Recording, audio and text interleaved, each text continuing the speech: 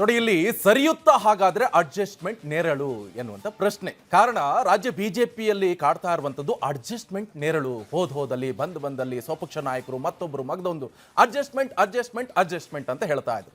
So ಇದೇ adjustment ಆಗುತ್ತಾ ರಾಜಕೀಯದ ಉರುಳು ಎನ್ನುವಂತ ಪ್ರಶ್ನೆ.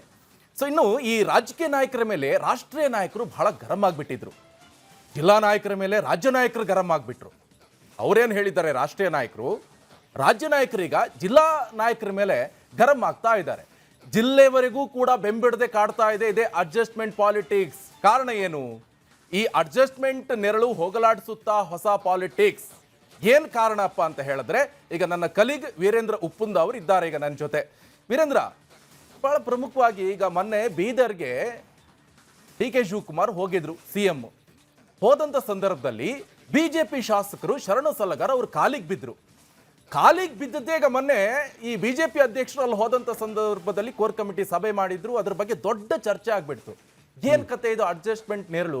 ಇದ್ರ ಬಗ್ಗೆ ಮಾತನಾಡೋದಾದ್ರೆ, first time D K. Shivakumar CM ಆದ ಸಂದರ್ಭದಲ್ಲಿ ನೇರವಾಗಿ ಯಡಿಯೂರಪ್ಪನವರ ಮನೆಗೆ ಹೋಗ್ಬಿಟ್ಟು ಅವ್ರ ಮನೆಯಲ್ಲಿರುವಂತ ದೇವ್ರ ಕೋಣೆಗೆ ಹೋಗಿ ಅಲ್ಲಿ ದೀಪ ಹಚ್ಚಿಬಿಟ್ರು. ಇದಕ್ಕೀಗ ನೀವು ಅಡ್ಜಸ್ಟ್ಮೆಂಟ್ ಮಾಡ್ಕೊಂಡೆ ನನ್ಗೆ ಉತ್ತರ ಕೊಡ್ಬೇಕೀಗ.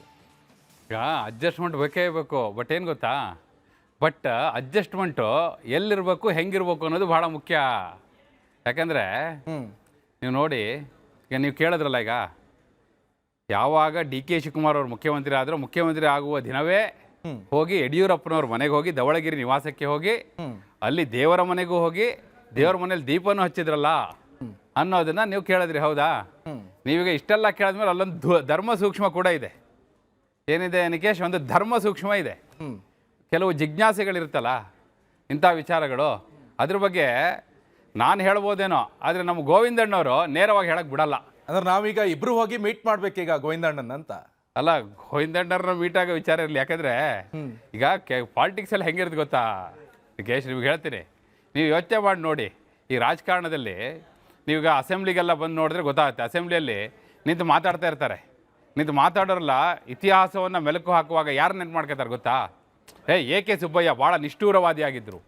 ಶಾಂತವೇರಿ ಗೋಪಾಲಗೌಡರು ಭಾಳ ನಿಷ್ಠೂರವಾದಿ. ಅಂದರೆ ಯಾರು ಅಡ್ಜಸ್ಟ್ಮೆಂಟ್ ಮಾಡ್ಕೊಂಡಿಲ್ವೋ ಅಂಥವ್ರನ್ನೇ ನೆನೆಸ್ಕೊಳ್ಳೋದು ಅಂತೇಳಿ. ನಿಮಗೆ ಎಲ್ಲಿ ಮೌಲ್ಯಾಧಾರಿತ ರಾಜಕಾರಣ ಇರುತ್ತೋ ಅಲ್ಲಿ ಅಡ್ಜಸ್ಟ್ಮೆಂಟ್ ಇರೋಕ್ಕೆ ಸಾಧ್ಯ ಇಲ್ಲ. ಎಲ್ಲ ಅಡ್ಜಸ್ಟ್ಮೆಂಟ್ ಇರುತ್ತೋ ಅಲ್ಲಿ ಮೌಲ್ಯಾಧಾರಿತ ರಾಜಕಾರಣ ಇರೋಕ್ಕೆ ಸಾಧ್ಯ ಇಲ್ಲ. ಆ ಕಾರಣಕ್ಕಾಗಿ ಅವ್ರನ್ನೆಲ್ಲ ನೆನ್ಪು ಮಾಡ್ಕೊಳ್ಳೋದು ಅಂತೇಳಿ. ಹೀಗಾಗಿ ಆ ದೃಷ್ಟಿಯಿಂದ ನೋಡೋದಾದರೆ ನೀವು ಹೇಳಿದ್ರಲ್ಲ, ಈಗ ಪಾಲಿಟಿಕ್ಸ್ ಹೆಂಗಪ್ಪ ಅಂದರೆ ನಾನು ಆಗಲೇ ಹೇಳಿದ್ನಲ್ಲ, ಅಡ್ಜಸ್ಟ್ಮೆಂಟ್ ಮೇಲೆ ಎಲ್ಲ ಶುರು ಆಗೋದು. ಆದರೆ ಮುಂದುವರೆಯೋದ್ರ ಮೇಲೆ, ಅಧಿಕಾರದ ಮೇಲೆ. ಅಧಿಕಾರ ಸಿಗದೆ ಹೋದಾಗ ಯಾವ ಅಡ್ಜಸ್ಟ್ಮೆಂಟು ಉಳಿಯಲ್ಲ. ಈಗ ಆ ಹಂತಕ್ಕೆ ಬಂದು ನಿಂತಿದೆ. ಈಗ ಇಲ್ಲಿ ಬಿ ಜೆ ಪಿಯಲ್ಲಿ ಏನಾಗ್ತಾ ಇದೆ, ರಾಷ್ಟ್ರೀಯ ನಾಯಕರು ರಾಜ್ಯ ನಾಯಕರ ಕಡೆ ಕೈ ತೋರಿಸಿದ್ರು.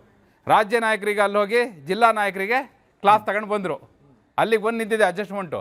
ಈಗ ಗೋವಿಂದಣ್ಣ ಹತ್ರ ಹೋಗಿ ಕೇಳೋಣ ಅಂತ ಹೇಳಿದ್ರೆ, ಗೋವಿಂದಣ್ಣ ಹತ್ರ ನಾವು ಹೋಗಿ ಕೇಳ್ತೀನಿ, ನೀವು ಬರೋದು ಬೇಡ, ನಾನು ಹೋಗಿ ಮಾತಾಡ್ಕೊಂಬಂದು ಎಲ್ಲ ನೀವು ವಿಚಾರಗಳನ್ನ ತಿಳಿಸ್ತೀನಿ. ಅದಕ್ಕಿರೋದೇ ನಾನು ನಿಕೇಶ್, ನಿಮಗೆ ಆ ಕಾಂಟ್ಯಾಕ್ಟು ಬೇಡ, ಕಾಂಟ್ಯಾಕ್ಟ್ ನಂಬರು ಬೇಡ, ನೀವು ಹೋಗೋದು ಬೇಡ, ಮೀಟ್ ಆಗೋದು ಬೇಡ, ನೀವು ಅವರಿಗೆ ಡೈರೆಕ್ಟಾಗಿ ನೆಟ್ವರ್ಕಿಗೆ ತಗೊಳ್ಳೋದು ಬೇಡ. ತೊಂದರೆ ಇಲ್ಲ ಬಿಡಿ. ನಿಮಗೆ ಗೋವಿಂದಣ್ಣನ ಮೂಲ ಇದೆ, ನಮ್ಗೆ ಇನ್ನೊಂದು ಸ್ವಲ್ಪ ಜಾಸ್ತಿ ಮೂಲನೇ ಚೆನ್ನಾಗಿದೆ. ನಿಮಗೆ ಏನು ಗೊತ್ತಾ ನಿಕೇಶ್, ನಮ್ಮ ಹತ್ರನೂ ಮೂಲ ಇದೆ. ಈಗ ಜಗತ್ತಿನ ಎಲ್ಲ ಮೂಲಗಳು ನಿಮ್ಮ ಜೊತೆ ಇರಲಿ, ನಮ್ಮ ಜೊತೆ ಗೋವಿಂದಣ್ಣ ಒಬ್ಬರೇ ಇರಲಿ ಸಾಕು. ಹೆಂಗ್ ಗೊತ್ತಾ ಇದು? ಈಗ ಅರ್ಜುನನ ಜೊತೆ ಶ್ರೀಕೃಷ್ಣ ಒಬ್ಬನೇ ಇದ್ದ. ಅವನ ಈಗ ಅಕ್ಷೋಹಿಣಿ ಸೈನ್ಯ ಇತ್ತಲ್ಲ, ಅದು ಪೂರ್ತಿ ಹೋಗಿತ್ತು ಆ ಕಡೆ. ಇವನೊಬ್ಬನೇ ಇದ್ದ ಶ್ರೀಕೃಷ್ಣ, ಅಷ್ಟೇ ಸಾಕಾಯ್ತು ಅವನಿಗೆ. ಕಡೆ ಗೆದ್ದಿದ್ದು ಯಾರು? ಹಾಗಾಗಿ ಹಂಗೆ ನಮ್ಮ ಗೋವಿಂದ ಅಂದರೆ ಶ್ರೀಕೃಷ್ಣ ಗೊತ್ತಲ್ಲ, ಆ ಗೋವಿಂದಣ್ಣ ಒಬ್ಬರೇ ಸಾಕು. ಎಲ್ಲ ಸುದ್ದಿಗಳು ಬರುತ್ತೆ ರಿಪಬ್ಲಿಕ್ಕಲ್ಲಿ, ಒಳನೋಟದಲ್ಲಿ ಕೊಡ್ತಾ ಹೋಗೋಣ. ನೀವು ನಮ್ಮ ಜೊತೆನೇ ಇರಿ, ನೀವು ಆ ಕಡೆ ಹೋಗ್ಬಿಡಿ, ಅಕ್ಷೋಹಿಣಿ ಬೇಡ, ಗೋವಿಂದಣ್ಣನ ಕಡೆ ಬನ್ನಿ, ನಾವಿದ್ರೆ ನಿಮ್ಮ ಜೊತೆ ಗೋವಿಂದಣ್ಣರು ಇದ್ದಂಗೆ. ಓಕೆ. ಈಗ ಇದೆಲ್ಲ ನೋಡ್ತಾ ಇದ್ರೆ ಎಲ್ಲೋ ಒಂದ್ ಕಡೆ ಈ ಗುಬ್ಬಿ ಮೇಲೆ ಬ್ರಹ್ಮಾಸ್ತ್ರ ಅಂತ ಅನ್ಕೋಬೋದ ರಾಜ್ಯ ನಾಯಕರ ಪರಿಸ್ಥಿತಿ? ಯಾಕಂತ ಹೇಳಿದ್ರೆ ರಾಷ್ಟ್ರೀಯ ನಾಯಕರೇನೋ ರಾಜ್ಯ ನಾಯಕರಿಗೆ ಹೇಳ್ಬಿಟ್ರು, ಗರಂ ಆಗ್ಬಿಟ್ರು. ಇವ್ರು ಹೋಗಿ ಜಿಲ್ಲಾ ನಾಯಕರಿಗೆ ಗರಂ ಆಗ್ತಿದ್ವಿ. ಏನ್ ಕತೆ ಅಂತ ಈಗ ಬಿಜೆಪಿ? ಇದೇನಂದ್ರೆ ಹೆಂಗಾಗಿದೆ ಅಂತ ಹೇಳ್ತೀನಿ ಕೇಳಿ. ಗುಬ್ಬಿ ಮೇಲೆ ಬ್ರಹ್ಮಾಸ್ತ್ರನ ಇದೇನಾಗಿದೆ ಅಂದ್ರೆ, ಈಗ ಗುಬ್ಬಿನ ಇಟ್ಕೊಂಡು ಬ್ರಹ್ಮಾಸ್ತ್ರನ ತಡಿತಾ ಇರೋದು. ಈಗ ಗುಬ್ಬಿ ಮೇಲೆ ಬ್ರಹ್ಮಾಸ್ತ್ರ ಪ್ರಯೋಗ ಅಲ್ಲ ಇದು, ಗುಬ್ಬಿನ ಎದುರಿಟ್ಕೊಂಡ್ಬಿಡೋದು.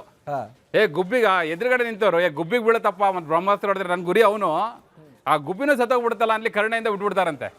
ಹಂಗೆ ಗುಬ್ಬಿನ ಅಡ್ಡ ಇಟ್ಕೊಂಡ್ಬಿಟ್ಟಿದ್ದಾರೆ. ಹೆಂಗೆ ಅಂತ ಹೇಳ್ತೀನಿ ಕೇಳಿ. ಇದು ನಾವ್ ಹೇಳಿದ್ದಲ್ಲ, ಇದು ಬೀದರ್ ಜಿಲ್ಲೆಯ ಕೋರ್ ಕಮಿಟಿ ಸಭೆಯಲ್ಲಿ ಯಾರಿದ್ರಲ್ಲ ಅವರೇ ನಮ್ಮ ಗೋವಿಂದಣ್ಣರಿಗೆ ಹೇಳಿದ್ದು. ಈಗ ಹೆಂಗಂದ್ರೆ ಈಗ ಬೀಸೋದೊಣ್ಣೆ ತಪ್ಪಿಸ್ಕೊಂಡ್ರೆ 1000 ವರ್ಷ ಆಯ್ತು ಅನ್ನೋ ಮಾತು ಕೂಡ ಇದೆ. ಹೌದು. ಈಗ ಒಂದು ಚರ್ಚೆ ಆಗ್ತಾನೆ ಇದೆ. ಹೌದಾ, ಬಿಜೆಪಿಲಿ ಏನಪ್ಪಾ ಇದು ಅಡ್ಜಸ್ಟ್ಮೆಂಟ್ ಪಾಲಿಟಿಕ್ಸ್, ಮತ್ತೊಂದು ಅಲ್ಲಿ ದಿನಾ ಬೆಳಗ್ಗೆ ಆದ್ರೆ ಚರ್ಚೆ ಆಗ್ತಿದೆ. ಆ ನೆರಳಿನಿಂದ ಹೊರಗೆ ಬರ್ಬೇಕಾಗಿದೆ. ಹೊರಗೆ ಬರೋಕ್ಕೆ ಏನಾದ್ರೂ ಒಂದು ದಾರಿ ಬೇಕಲ್ಲ. ಈಗೊಂದು ದಾರಿ ಸಿಕ್ಕಿದೆ. ಈಗ ಸ್ವಲ್ಪ ಕೆಳಗೆ ಹೋಗ್ಬಿಟ್ಟು ಏಯ್ ತಪ್ಪು ಮಾಡ್ತಿದ್ಯಾ ಸರಿ ಮಾಡು ಅಂತ ಹೇಳಿದ್ರೆ, ಈಗ ಮೇಲ್ನವ್ರು ನೋಡಪ್ಪ ಅವನೇ ಸರಿ ಮಾಡಿಸ್ತಾ ಇದ್ದಾನೆ ಅಂತೇಳಿ ಇವ್ರಿಗೊಂದು ಸಿಕ್ತಲ್ಲ, ಅಲ್ಲಿ ಇವರಿಗೊಂದು ಕ್ಲೀನ್ ಚಿಟ್ ಸಿಕ್ಕಂಗೆ ಆಗುತ್ತಲ್ಲ ಅಲ್ಲಿ. ಆ ರೀತಿಯ ತಂತ್ರವೂ ಇದೆ ಅಂತ ಹೇಳಿ ಯಾರು ನಾವ್ ಹೇಳ್ತಿರೋದಲ್ಲ.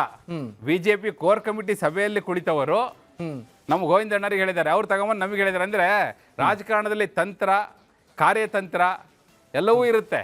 ಅದರ ಒಂದು ಭಾಗವಾಗಿ ಇದು ನಡೀತಾ ಇದೆಯಾ, ಬಹುಶಃ ಇನ್ನು ಮುಂದೆ ಹೋಗ್ತಾ ಇದೆ, ಯಾವ ದಿಕ್ಕಲ್ಲಿ ಹೋಗುತ್ತೆ. ಯಾಕಂದ್ರೆ ಇವರೊಬ್ಬರೇ ಅಲ್ವಲ್ಲ ಅಲ್ಲಿ. ನಾ ಹೇಳ್ತಿದ್ದೆ ಏನಂದ್ರೆ ಬಿಜೆಪಿಯಲ್ಲಿ ಈಗ 3 ಬಣಗಳಿದೆ. ಇನ್ನೊಂದು ರೆಬಲ್ ಬಣ ಬೇರೆ ಇದೆಯಲ್ಲ, ಈ ಕಡೆ ತಟಸ್ಥ ಬಣ ಇದೆಯಲ್ಲ.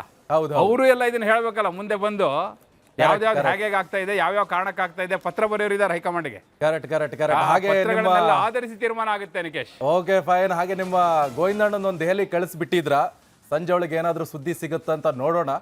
ವೀಕ್ಷಕರೇ, ಇದಾಗಿತ್ತು ಇವತ್ತಿನ ಒಳನೋಟದ ವಿಶೇಷ. ನಾಳೆ ಇನ್ನೊಂದು ಸ್ಪೆಷಲ್ ಸುದ್ದಿಯೊಂದಿಗೆ ನಿಮ್ಮ ಮುಂದೆ ಬರ್ತೀವಿ. ಅಲ್ಲಿ ತನಕ ನೀವು ನೋಡ್ತಾ ಇರಿ ರಿಪಬ್ಲಿಕ್ ಕನ್ನಡ.